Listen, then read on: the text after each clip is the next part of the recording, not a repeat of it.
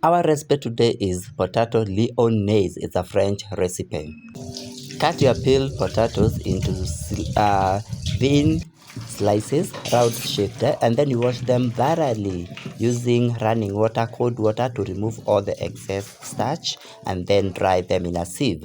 Put your vegetable oil, this is Rina, in a pan and let it get hot. Meanwhile, let's prepare our red onion and our green bell pepper, and then our oil is ready. Then put the first batch and then continue preparing your spring onion and our dhania or coriander, yeah, and then they are ready. You remove them and set them aside. Put the next batch until all of them are fried. Then in a pan put some butter and some your red onion.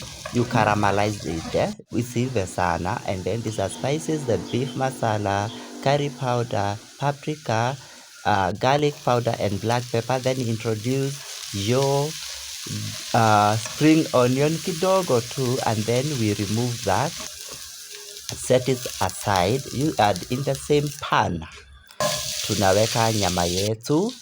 This is optional by the way. And then now introduce all the, what we call them, the spices.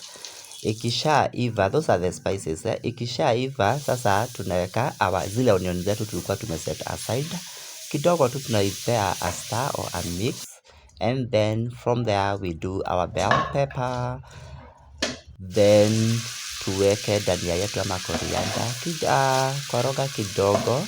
Introduce your potatoes, the deep fried potatoes zilikuwa deep fry, tunaziweka, give it a good mix, and usisahau some salt to taste. Mi napenda waru sana because I'm from Murima.